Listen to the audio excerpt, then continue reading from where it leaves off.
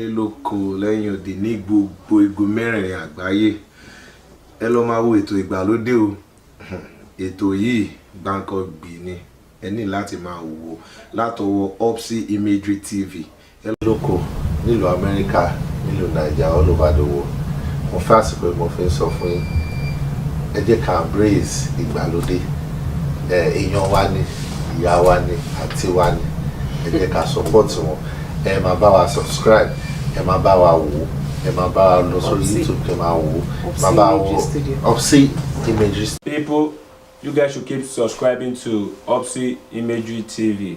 They're done now. HURPSYIMAGERYTV òun ni kẹ́ ṣá máa wò HURPSYIMAGERYTV mo lóhun ní kẹ́ ṣá máa wò gbogbo nǹkan ìgbàlódé òun orí ẹ̀lẹ́ ti máa rí gbogbo àwọn musicians ìgbàlódé òun orí ẹ̀lẹ́ ti máa rí wọn ẹ ká lọ HURPSYIMAGERYTV sẹ́wọ̀n ẹ ká lọ HURPSY. mú ẹ gbàgbé ìrònú tó ń bẹ lọ́kàn ẹ mọ́mì ẹ dákun ẹ má yí kúrò níbẹ̀ o aago ìgbàlà tó wà níbẹ̀ ní kẹtẹ́wọ́ sí ẹ máa subscribe ẹ gbà. Gbọ́ oríṣiríṣi láti rí. We have seen, we have heard, we have witnessed. Ẹlòmíì nínú yín ò ní wedding pictures nítorí photographer disappointer. Bẹ́ẹ̀ni naming ceremony ẹlòmíì photographer yìí ti jẹun lọ sórí bíi tẹ́dẹ̀. He forgot to take good pictures. It is not even in record pé ẹlòmíì nínú yín gan ẹ ṣe birthday rí. Nítorí you dey do àròrò. Stinginess of paying a good photographer. Ṣùgbọ́n ẹ wá gbọ́. Mo ní ẹ wá gbọ́. Have you heard of HURPSYIMAGERY Studios? Àwọn ilé iṣẹ́ babalá photography and they snap good photos. Woswobi for your naming ceremony, birthday ceremony, wedding or burial ceremony. Contact HURPSYIMAGERY Studios. You can send them a DM at HURPSY_imagery or you can locate them near Washington DC and they are available to travel in any state in the USA. Ẹ wá gbọ́, you can put a call through to them on this number 120-2413-0750. Ẹ̀yin tèmi báwo ni o ṣe wà lẹ́lẹ́lẹ́lẹ́lẹ́lẹ́lẹ́ ṣe wà ẹ̀yin tèmi nílé lóko lẹ́yìn odi èmi máa kó máa bẹ̀rẹ̀ láti sọ pé Happy New Year ẹ jẹ́ ká dúpẹ́ lọ́wọ́ bàbá mímọ́ ọba àwọn ọba tó mú èmi àti ẹ̀yin tó mú wa rí ọjọ́ òní tó mú wa wà láyé ní wákàtí bàbá mímọ́ adúpẹ́ àfi ọpẹ́ àtìyìn fún orúkọ yín torí ọ̀pọ̀lọ́ ti lọ ọ̀pọ̀lọ́ ti bá 2020 lọ a ò fi yọ̀ wọ́n ṣùgbọ́n bàbá mímọ́ a fi ń gbé orúkọ mímọ́ yín ga ni ẹ ṣé bàbá mímọ́ adúpẹ́. ní báyìí ẹ mọ̀ pé èmi ọmọ yín mi ò ní bẹ̀rẹ̀ ètò ìgbàlódé kí n má da orúkọ ara mi èmi náà ni èmi Juliana Olúwafúnmiláyọ̀ aya Ọ̀ṣúnráyìn ọmọ bíbí Dáúdù èmi lọ́mọ amúdàgbòyè ọmọ amúkẹ̀tẹ̀ epo palẹ̀ ọmọ límọ̀tú ọmọ nípàlà ní báyìí ẹ jẹ́ a máa bá ètò lọ ẹ̀yin tèmi lórí ètò ilé ni gángan máa sọ kùtùkọ àwọ̀ torí àlejò wa lórí ètò ilé ni ẹ ti ẹ̀jẹ̀ kèmí kọ́ sọ ẹ̀gbọ́n tèmi ni wọ́n aláwàdà ni wọ́n kọ yéye wọ́n ti ń kọrin láti inú oyún ṣe rí bí màmá ṣe ń gbé wọn bọ́ta báyìí wọ́n ń kọrin jáde bọ̀ ni ẹ má jẹ́ máa jánu ẹ jẹ́ kí n pè wọ́n kọ́ wọlé kẹ́ wá rí i pé mi ò fún yín lófo lórí ètò ilé ni àlejò mi ẹ máa wọlé bọ̀ ẹ kálẹ́ sà ẹ kú jókòó ẹ dẹ̀ kú láíláí náà kí ló dé a máa pè yín a máa send text a máa ṣe lé a máa ṣe tòun. ẹ má bí níṣẹ́ ajé ló sọmọ nù. ajé adégbòba ló kọ àmì lórúkọ Jésù àmì lórúkọ Jésù. ẹ bá mi dá ọkọ yín fáwọn aráalé. orúkọ mi ni Babátúndé Olúwafẹ́mi ọmọ Adegoke. ẹ káàbọ̀. báwa ni. báwo ni kékeré Mr. Femi ṣe bẹ̀rẹ̀ àti pé ìlú bọ́lá ti bí yín. ẹ ṣe olóòtú ìlú Èkó náà ti bí mi wọ́n bí mi ní Ṣómólú ní ìlú ọmọ Èkó. Èkó gangan ni yín. ajọ́ mi ń ṣe ọmọ Èkó bọ̀ bàbá mi wọ́n gbé Èkó àti ìyá mi Èkó ni wọ́n gbé. Ọmọ olówó wà ní gangan ni ẹ̀yìn wá jẹ́. Jẹ́ kí n sọ wípé ọmọ Èkìtì, Ìdó Èkìtì làwọn òbí mi. Bàbá ọkọ mi níyàn. Bẹ́ẹ̀ ni. Báwo wá ni ìrìn àjò orin ló ṣe bẹ̀rẹ̀ fún Mr. Femi? Ẹ mọ̀ gẹ́gẹ́ bí àwọn kan ṣe máa ń sọ, àwọn kan ní àpẹ́ ilé ìjọsìn làwọn ti bẹ̀rẹ̀, àwọn kan ní àwọn lọ́gàá, àwọn kan ní àwọn ń tẹ̀lé yàn jáde. Báwo gangan ni ìrìn àjò tí ń ṣe bẹ̀rẹ̀ pẹ̀lú orin? Ẹ ṣé olóòtú. Tá bá sọ̀rọ̀ orin yìí, èmi bá nílé ni. Because dáàdì mi kan tó gba Ọlọ́run gbọ́, àwọn náà ti play fún Fẹlárí. So kí n pè láti inú ẹ̀jẹ̀ àbí mo bá nílé bó ṣe ló ń pè ní abínibí. Bẹ́ẹ̀ ni. Bẹ́ẹ̀ ni. A ti wá tó ìgbà wo tẹ́ ti bẹ̀rẹ̀ iṣẹ́ orin, àbí ṣé kákọ́ ní àbí ọ̀gá wo lẹ ti bẹ̀rẹ̀? Ẹ ṣé olóòtú. Actually mi ò rò wípé mo ní ọ̀gá kankan nígbà tí mo bẹ̀rẹ̀, because inú ẹ̀jẹ̀ bàbá tèmi lèmi ti rí tí mò ń ṣe. Ká fẹ́ kọrin ní church àbí a fẹ́ lu àwọn ìlù àgbámọ́lẹ̀ nǹkan ibi tí ó ti bẹ̀rẹ̀ nìyẹn. Bẹ́ẹ̀ ni. Professionally a ti tó ìgbà wo báyìí tẹ́ ti bẹ̀rẹ̀ sí máa kọrin? Ẹ ṣé olóòtú. Ó ti pẹ́ díẹ̀ o. Ẹ kò.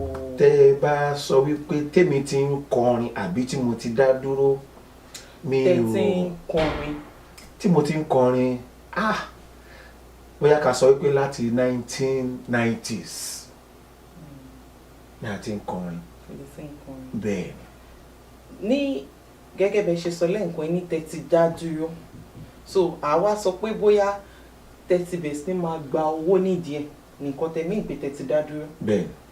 Àwa ìyẹn ti wá tó àti gbà wọ́n. Ìyẹn ti fẹ́ tó bóyá ká sọ wípé bóyá bí 22 years now àbí 20 years tí a ti ń ṣe. Ṣùgbọ́n nígbà tí a bẹ̀rẹ̀ kíní yẹn gangan nílùú Èkó, alẹ́ ni tó jẹ́ pé ó ń kó wa kiri. Kọ́lọ̀ ń fọ̀rùn kẹ́, wọ́n ti kú nísìn. Wúlọ́bì la máa ń pè wọ́n. Bàbá Wúlọ́bì lórúkọ wọn. Ibi tí a ti bẹ̀rẹ̀ gangan ni pé à ń gba ojúlówó owó lórí iṣẹ́ orin. Bẹ́ẹ̀. Ẹ mọ̀ pé orúkọ tá dálẹ̀ nǹkan yẹn, orúkọ yìí ó yìí ṣe mí kì í ṣáà yìí béèrè nǹkan pa, torí ẹ mọ̀ pé táwọn èèyàn bó tó bá fáwọn èèyàn nínàgíjẹ bẹ́ẹ̀ èèyàn máa ní ìdí kan pàtó rèé àbí nǹkan kan tó yàn kan wọn fi fáwọn lórúkọ yẹn àbí nǹkan kan, ọ̀rẹ́ yín tó fún yín lórúkọ yóò máa ní nǹkan kan tó rí. Bẹ́ẹ̀ ni olóòtú. Bẹ́ẹ̀ ni olóòtú. Parọ́ màá dẹ̀ sọ fún yín. Ó dáa. Orúkọ ẹ tó fún mi lórúkọ yẹn, ẹnìyẹn náà wà l'Amẹ́ríkà. D1 là ń pè. He is my good friend, and màmá D1 máa ń pè mí ní Kọ́yìndé D1 torí pé a jọra. Lọ́jọ́ náà. Mr. Fido, orúkọ tẹ́ dálẹ̀ nǹkan yẹn, mo mọ̀ pé ti sọ fún mi o pé ọ̀rẹ́ yín ló fún yín lórúkọ yẹn. Bẹ́ẹ̀. Ṣùgbọ́n èmi mo máa ń fẹ́ ṣèwádìí nǹkan gan torí èmi nìkan kọ́ dẹ̀ àwọn aráalé ni nǹkan tó fẹ́ kí n béèrè ni. Gẹ́gẹ́ bí ṣe sọ pé ọ̀rẹ́ yín ló fún yín lórúkọ yẹn, ó máa ní ìdí kan pàtó tó ṣe fún yín lọ́ṣẹ̀ òyìn gbíṣòṣù pé ọmọkùnrin Fẹ́mi máa dẹ̀ fún lórúkọ yìí. Kí ni ìdí gangan tó wà nídìí ẹ̀? Ẹ ṣé olóòtú. Ẹni tó fún mi lórúkọ yẹn D1 lórúkọ ẹ̀, ó dẹ̀ wà gbé. Ṣùgbọ́n ẹni tó dáa sí mi ni. Nígbà tí ó fún mi lórúkọ yìí, ilẹ̀ Ìgbò la lọ láti lọ kọrin. So bí mo ṣe ń jó, àwọn ijó yẹn fọ́nì sí gan, òun ò dẹ̀ lè jó bíi tèmi.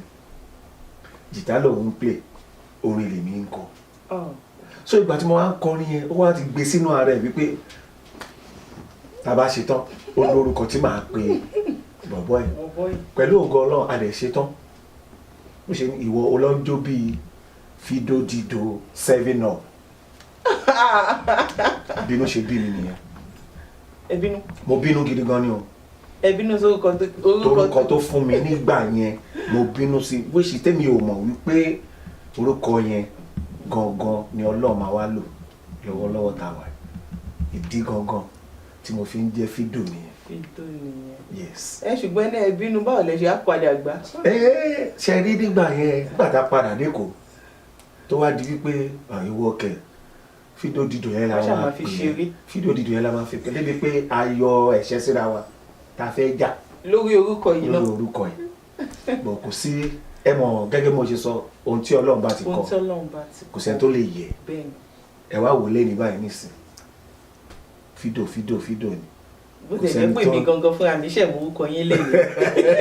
kò sẹ́ni tó ń jẹ́ pé Fẹ́mi àbí bẹ́ẹ̀ lọ síbi mẹ́wàá sìn tẹ bá dárúkọ Fido àwọn ní ibi báyìí ló wà àbí àmọ́ ń pa ẹ̀ bọ̀ tẹ bá débi kan tẹ bá ní Fẹ́mi wọ́n á máa bèèrè pé ta ló ń jẹ́ Fẹ́mi even débi iṣẹ́ orin tá à ń gbà yìí tẹ bá sọ pé bóyá kọ́ lọ pé bọ̀dá Fẹ́mi wọ́n á láwọn àwọn ń gbé bọ̀dá Fẹ́mi bọ̀ tẹ bá ti dárúkọ Fido pẹ̀lú ògo Ọlọ́run ayọ̀rí sí i. Olúwa ṣeun. Láti ìgbà tẹ́ ti wá ń ṣe iṣẹ́ orin ìjẹ́ ẹ ti ní challenges kan àbí ìkejì láti ìgbà tẹ́ ti bẹ̀rẹ̀ iṣẹ́ yìí?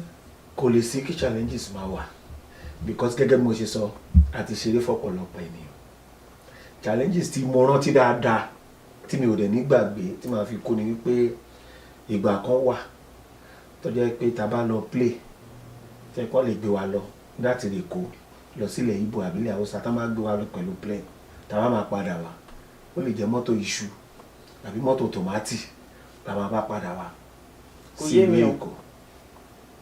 ìyẹn ò fẹ́ yé mi pa ṣé kó wọ́n gbé mu odindi mọ́tò iṣu fún yín. no nǹkan tí mo mí nǹkan nìyẹn nǹkan tí mo sọ kọ́ nìyẹn ṣe mọ̀ nígbà míì tó yẹ wípé ṣẹ́rílẹ̀ ayé tẹ́ bá lọ síbì kan tẹ́ bá lọ lẹ́nu máa sọ pé mò ń lọ bọ́tẹ́ bá ti ṣe nǹkan tẹ́ fẹ́ ṣe tọ́tẹ̀ ń bọ̀ ẹ̀rọ máa rántí ìwọ lọ ibi tí mo dẹ̀ ń lọ yìí mo tún ti ń padà sílé ó máa jìnà bó ṣe rí gangan nìyẹn kan tí mo mí ni wípé ìwọ mo rántí dáadáa a lọ play fáwọn Wema Bank nígbà yẹn nígbà tá à ń lọ alásídẹ̀ǹtì wọn gbà tá à ń lọ Ọlọ́run dẹ̀ ló ṣọ́ wa lọ because tó bá yẹ pé gbà tá à ń lọ ni wọ́n dìdì kó àwọn ọtí malt nǹkan kan pé ká lè wà satisfy nínú mọ́tò tó bá yẹ pé gbà yẹn la lásídẹ̀ǹtì ni pé yẹ tó jẹ́ Fido lè má wà láyé bọ̀ nígbà tá à ń bọ̀ la lásídẹ̀ǹtì so gbogbo àwọn ìgò nǹkan oúnjẹ everything àti jẹ́tọ̀ àti offload ẹ̀ sílẹ̀ ilẹ̀ kó tó di wípé accident ṣẹlẹ̀ so àwọn challenges pọ̀ gan lérí eléyìí tí mo sọ mo rántí dáadáa ó dà pé iṣẹ́ bàbá ike dáì ló la fẹ́ lọ ṣe nígbà yẹn plane náà fi gbé wa lọ sí Calabar gbàtà máa padà wọ́n ní àwọn ò lè sanwó plane wa mọ́ so oníkálukú owó tán fún wa àdẹ̀rẹ́ àwọn mọ́tò bóyá mọ́tò tòmátì tó ń lọ sí Èkó àbí tó ń lọ sí àwọn Benin kankan la máa fún lówó àwọ̀ sẹ́yìn mọ́tò àbí mọ́tò instrument nígbà míì ẹ̀yìn ẹ̀ la máa wà. ṣé kò ní àjọsọ láàrin yín? àjọsọ máa ń wà nígbà míì ṣẹ́mọ̀ kò sí ni tó lórí bá ti lọ àwọn tó kù sẹ́yìn ṣe understand but a dúpẹ́ lọ́wọ́ Ọlọ́run àwa ò lé lọ́jọ́ tèmi àwa ò ká sí yàrá. bẹ́ẹ̀ni kọsán Ọlọ́run ṣe wá ó ti dìtàn Ọlọ́run ṣe wá lógo.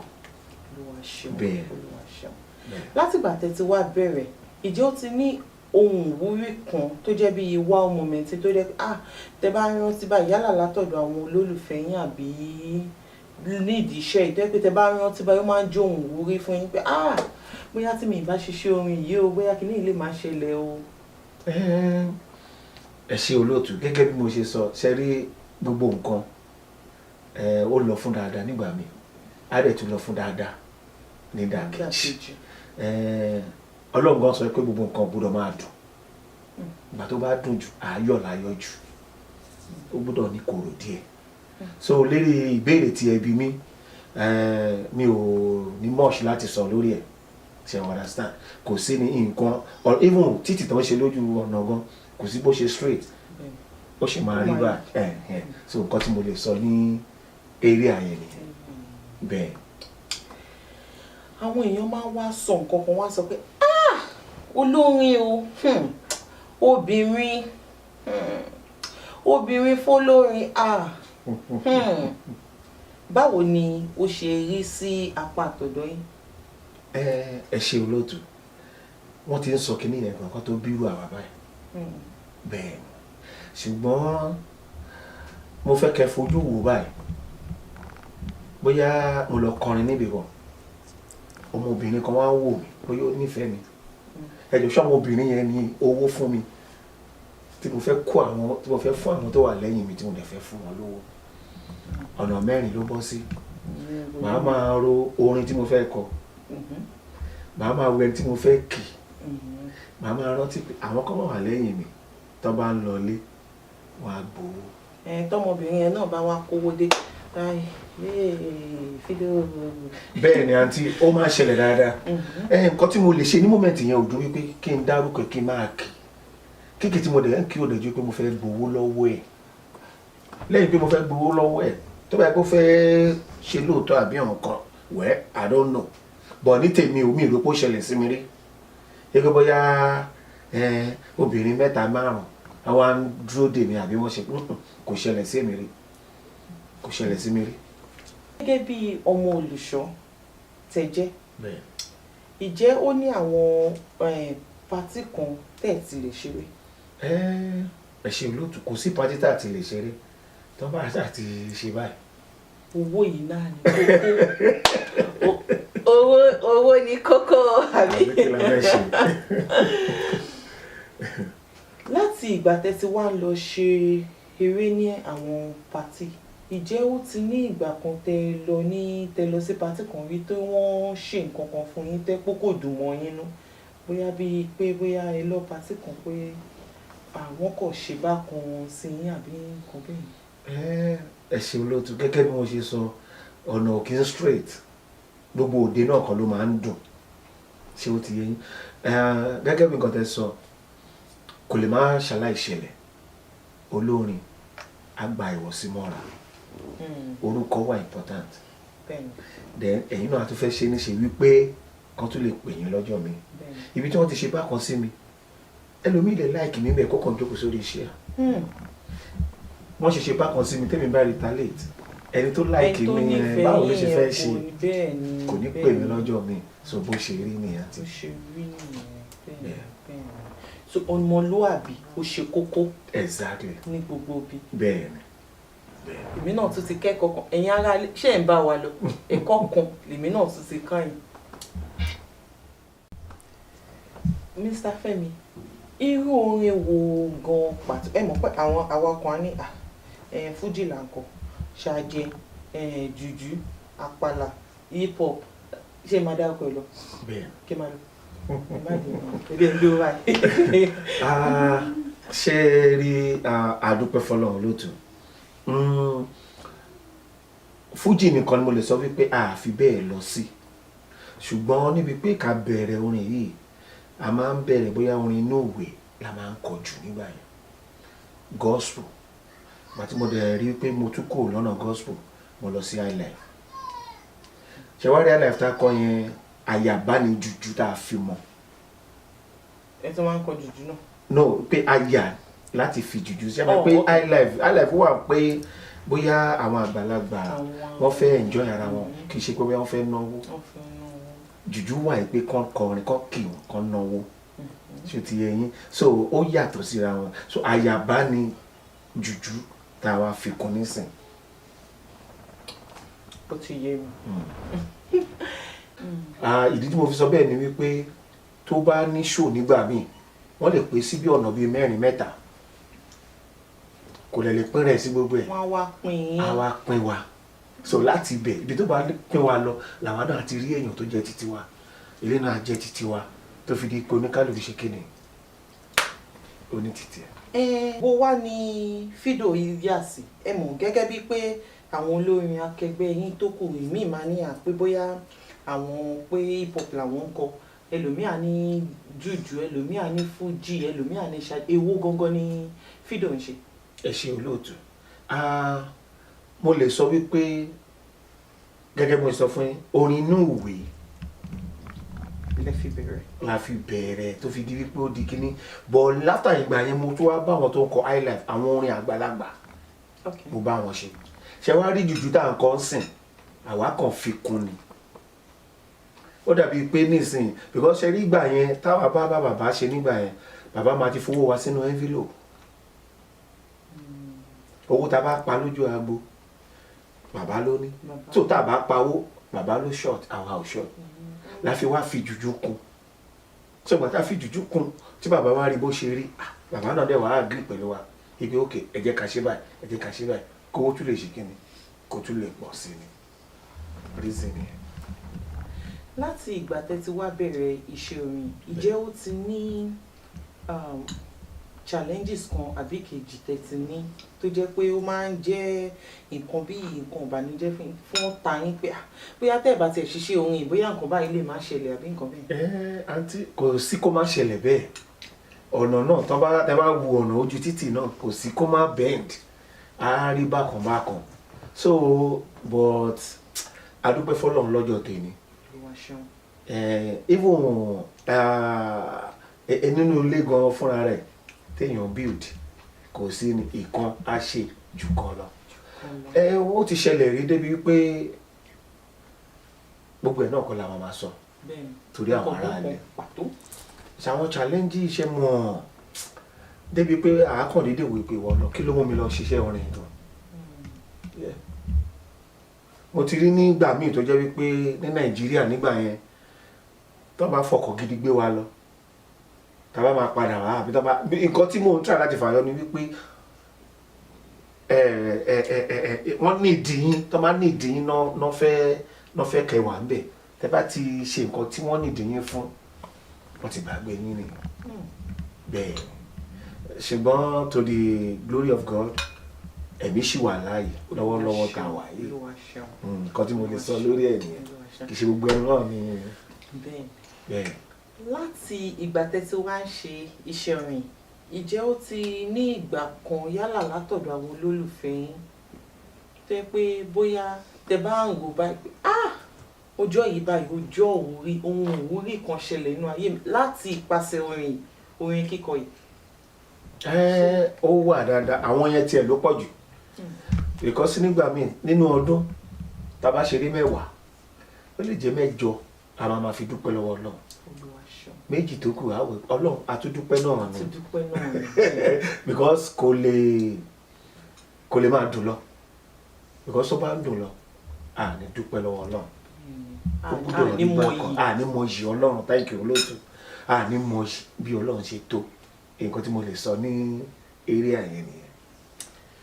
Fido ṣé ó wá ní òde kan tẹ́ ẹ̀ ti lè ṣeré. Gbogbo òde láti lè ṣeré torí pé kinní náà ni. Owó ni kókó. Gbogbo òde láti lè ṣeré tábàṣà ti ṣe báyìí nǹkan tó má dẹ̀ fẹ́ àá fún wọn. Kí wá ní àjọṣepọ̀ yín pẹ̀lú àwọn olólùfẹ́ yín obìnrin ẹ mọ̀ gẹ́gẹ́ bó ṣe máa ń sọ pé olórin o obìnrin máa ń pọ̀ fún wọn àwọn obìnrin máa ń ṣe kí ni ìbáṣepọ̀ yín àti pé báwo lẹ̀yin ṣe ń fi àyè yẹn sílẹ̀. Aunty thank you olóòtú ṣe rí èmi máa ń gbọ́ ni kò ṣẹlẹ̀ sí mi rí but nínú àwọn tèmi bá ṣe rí àwọn olórí tí mo bá ṣe tí mo dẹ̀ súnmọ́ wọn ó máa ń ṣẹlẹ̀ sí wọn bóyá nínú obìnrin tó bá nífẹ̀ẹ́ tó ń kọrin lọ́wọ́ bóyá kó kọ nọ́mbà sínú owó àbí kí ọ̀gá fúnra rẹ̀ kó láìkí ẹni tó wà lórí ìjókòó kó rán máníjà kó ràn lọ bá mi mú lọ fẹ́ ní báyìí bọ̀ kò ṣẹlẹ̀ sí mi rí nítorí pé èmi máa ń ro nǹkan mẹ́ta màá ro orin tí màá kọ màá wò mo ti fẹ́ gbowó lọ́wọ́ ẹni tó wà níwájú mi àwọn tó dẹ̀ wà lẹ́yìn mi náà wọ́n máa mówó lọlé so kébì gan tiẹ̀ tó rí ẹni tí mo nífẹ̀ẹ́ gan ó ti lọlé tá a bá máa fi parí show so ẹ wá sọ fún mi so bó ṣe bí àárín yẹn bó ṣe rí nìyẹn. Àwọn aráalé fẹ́ kí n béèrè èmi kọ́ wọ́n rán mi ní o. Ó dà bẹ́ẹ̀. Wọ́n ní ọmọkùnrin Fido yìí o pé ṣé mi rí bó ṣe rẹwà tó ni pé bó ṣe rẹwà tọmọkùnrin ga tó dúdú tó síngbọlẹ̀ bẹ́ẹ̀ pé ṣé sisi kan àbí mọ́mí kan ti wà ń bẹ̀ ká torí àwọn fẹ́ kọ ìwé wá o wọ́n ní ó dáa kò burú èmi á kú jíṣẹ́ ẹnu tèmi gbọ́ ò màá jíṣẹ́ wọ́n ní kí n béèrè lọ́wọ́ yín. àtótó àrèrè o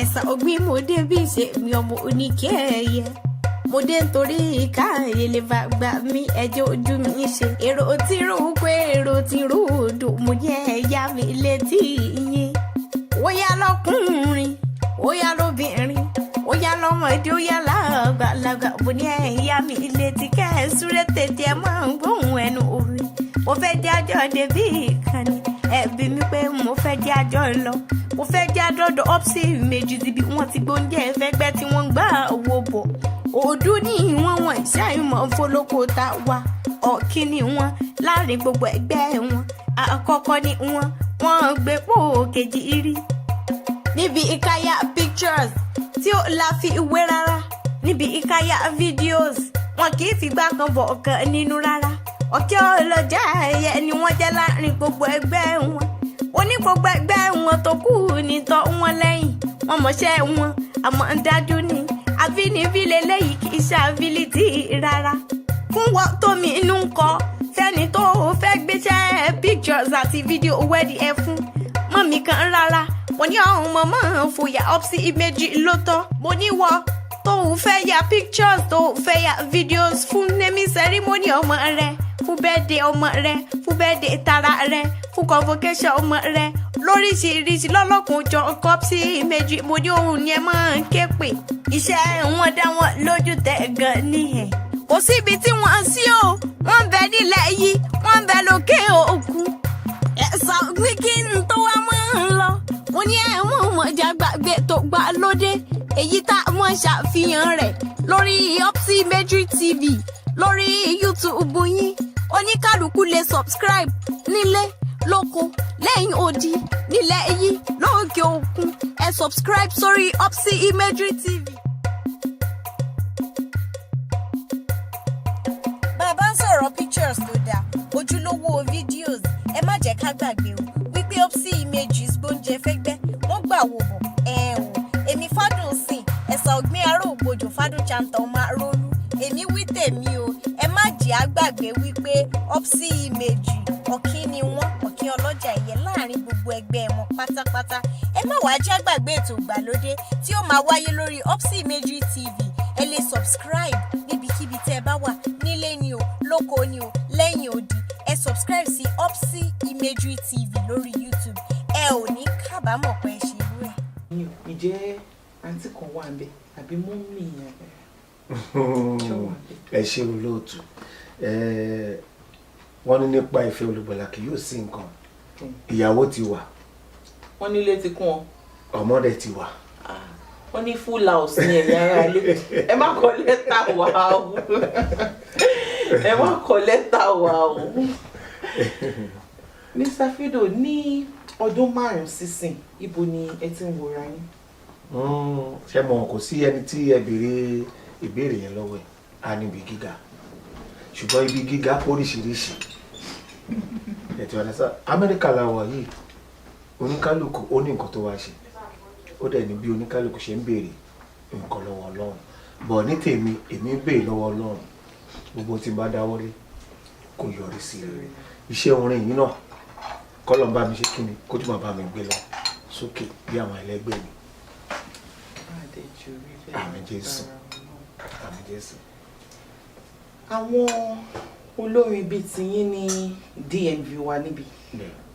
Kí ni àjọṣepọ̀ yín pẹ̀lú àwọn olórin akẹgbẹ́ yín bí? Àjọṣepọ̀ wa ó dánmọ́ràn ó wà dáadáa tèmi lè sọ tí mo dẹ̀ lè bold dáadáa láti sọ dáadáa because ṣe mọ̀ Yorùbá ní ẹni tí ò bá ti bómi ṣọ̀tá omi lábùwẹ̀ omi lábùnú ẹ̀tí ọ̀dá anybody gbọ́dọ̀ bómi ṣọ̀tá so láàrin ara wa gbogbo bá ń jẹ́ tọ́lọ́run déédéé ni bẹ́ẹ̀ Ìjẹ́ ó ti wá ní àwo kan àbí kejì tẹ́tí gbé jáde àbí tó ń bọ̀ lọ́nà? Mi ò tí ì ṣàwo tó jẹ́ orúkọ Mr. Fido. Okay. Ṣùgbọ́n mo ti bá so many people ṣe àwo. Ṣe àwo. Ṣé wá délé tá à ń sè lọ́wọ́lọ́wọ́ báyìí? Àwo tá à ń sè lọ́wọ́lọ́wọ́ tó ń bọ̀ lọ́nà. Kí Ọlọ́run bá wa gbà. Kó dẹ̀ bá wa gbé gun òkè lágbára Ọlọ́run. Bẹ́ẹ̀. Kí wá ní àmọ̀ràn tẹ́ ní fún àwọn tó ń bọ̀ lẹ́yìn tó ń wò ìgbà? Fido, ohun mi kémi náà máa kọrin bíi torí èmi gangan fúnra mi ohun mi kí máa kọrin bíi èmi ò kọ́ mọ́ orin kọ ni orin yìí Ọlọ́run ò pè lọ́nà yẹn náà. So kí wá ní àmọ̀ràn kan àbí kejì tẹ́ ní fún wọn? Fún àwọn tó ń bọ̀ màá gbà wọ́n nímọ̀ràn. Ṣé rí orin wa yìí ó gba ìwọ̀sí nígbà míì. Ẹni tí ò tó yàn á sọ̀rọ̀ sí yàn. Bẹ́ẹ̀ ni ó gba sùúrù ó dẹ̀ gba ọgbọ́n. Mo bẹ̀ wọ́n because níbi táwa náà bá dé lọ́jọ́ tèmi àdúpẹ́ fọlọ́ kì í pé bóyá àríwọ̀sí àti rí so many ìwọ̀sí torí pa faramọ́ ni. Tó bá jẹ́ wípé Fido tí wọ́n pariwo yìí náà bóyá mo ti ṣe láburú síbì kan orúkọ Fido yẹn náà ló máa lò. Orúkọ Fido dẹ̀ pọ̀ gan Maryland gẹ́gẹ́ bí mo ṣe sọ kò sẹ́ni tó bá kóyàn 50 sílẹ̀ èèyàn 6 àbí 7 ló máa mọ̀ pé mo jẹ́ Femi. Àwọn tó kù Fido so tí Fido bá ti lọ ṣe nǹkan kan níbì kan Fido yẹn náà so mo rọ̀ wọ́n kó jọ orúkọ yẹn ó wà important kó dẹ̀ ṣe kíni kó farabalẹ̀ tó bá ti farabalẹ̀ èrè tó wà ní àwọn náà rí báwa ṣe rí. Òun lẹ gbọ́ yẹn ò lè. Fido, tí àwọn olólùfẹ́ wa nílé àti àwọn olólùfẹ́ yín tí wọ́n ti mọ̀ yín tẹ́lẹ̀ ṣùgbọ́n tó ń wo ètò ìgbàlódé báyìí tó wá wò ẹni tó ń sọ yìí ó máa hun èmi náà kí n pe ẹni yìí sí ìnáwó mi kan àbí kejì tó bá fẹ́ pè yín báwo ló ṣe lè get through sí yín? Ó simple gan.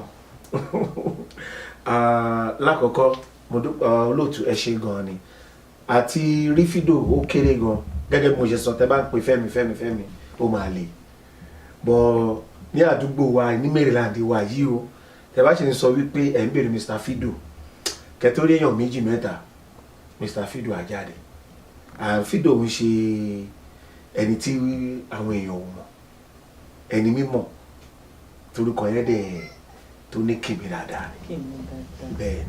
So tó bá ti béèrè Mr. Fido ẹ ti ẹ lè béèrè gan lórí Ìgbàlódé ẹ lè béèrè lórí HURPSYIMAGERYTV àjúwe Mr. Fido fún yín lẹ́sẹ̀kẹsẹ̀ wọ́n wà available anytime any day àbí bẹ́ẹ̀ kọ́ bẹ́ẹ̀ ni mo ti sọ bẹ́ẹ̀. ní báyìí Mr. Fido ẹ ṣé gan tí a pè yín tẹ́lẹ̀ jẹ́ wa Olúwa ló ṣe. ṣùgbọ́n kẹ́ tó lọ á wù mí kẹ́ bá mi sọ fún àwọn aráalé àwọn olólùfẹ́ yín tó ń wò wá lórí ètò ìgbàlódé bá pé kó máa wo ètò ìgbàlódé kó dẹ̀ máa subscribe sórí ètò yìí torí lórí ètò yìí gẹ́gẹ́ bá ṣe gbẹ̀yìn tẹ́jú olólùfẹ́ wọn wá báyìí a máa gbé àwọn olólùfẹ́ wọn tó kù tó bá ṣe ń béèrè wọn a máa gbé wọn wá àwọn mi kẹ́ bá mi sọ fáwọn aráalé. Ẹ ṣé olóòtú mo kí gbogbo alápapọ̀ Ọlọ́run á ràn gbogbo wa lọ́wọ́ ẹ jọ̀ọ́ lásìkò tí a wà Ìgbàlódé program tó dára ni program tó dùn ni program tó ṣe kó jẹ ni bíi ṣàwámà kò sóhun tó bàjẹ́ tẹ́ bá ń tẹ̀ sí lórí YouTube ni ọwọ́ kan ni wọ́n wà ń bẹ̀ 247 ẹ̀yin tèmi gẹ́gẹ́ mo ṣe sọ HURPSYIMAGERYTV tẹ́ bá ti tẹ̀ sí báyìí ọwọ́ kan ni ẹ jọ̀ọ́ ẹ bá wa subscribe tẹ́ bá ti bá wa subscribe kò sí nǹkan tẹ́ ẹ̀ ní rí ń bẹ̀ o gbogbo wa pátápátá ni o ire ni o Fido gangan tẹ̀ sí èmi gan náà kó lọ bẹ́ẹ̀.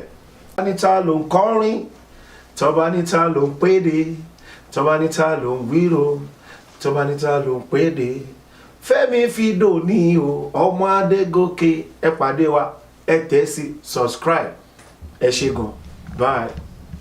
ẹ̀yin tèmi òun lẹ ti gbọ́ lẹ́nu Mr. Fido yẹn wọ́n ní kẹ́ máa subscribe sórí HURPSYIMAGERYTV orí ibẹ̀ lẹ ti máa rí ètò ìgbàlódé wò ní gbogbo ìgbà gbogbo àsìkò tèmi ọmọ yín tí bá ti ń gbé àwọn olólùfẹ́ yín wá ẹ ṣáà mọ̀ pé mi ò fún yín lẹ́ṣà ó yẹ kẹ́ trust mi náà ẹ ṣé gan àlejò wa ẹ ṣé Olúwa ló ṣe wá. a dúpẹ́ lọ́wọ́ yín pé a pè yín ẹ̀dẹ̀ jẹ́ wa Thank you. ẹ fi ojú pa wá rẹ́pẹ́ èwo làwọn kí ni wọ́n kí lọ já mọ́ ẹ ṣé gan. Thank you so much, I really appreciate it. Thank you. Ẹ̀yin ará ètò ìgbàlódé ti lọ sópin lénìí nìyẹn ẹ má gbàgbé àwa lè máa rí ẹ̀yin la máa bá ní gbogbo ìgbà tá a bá ti mú ètò ìgbàlódé wá sí orí àwòrán yín ẹ ṣé báyọ̀ ó dìgbà bye.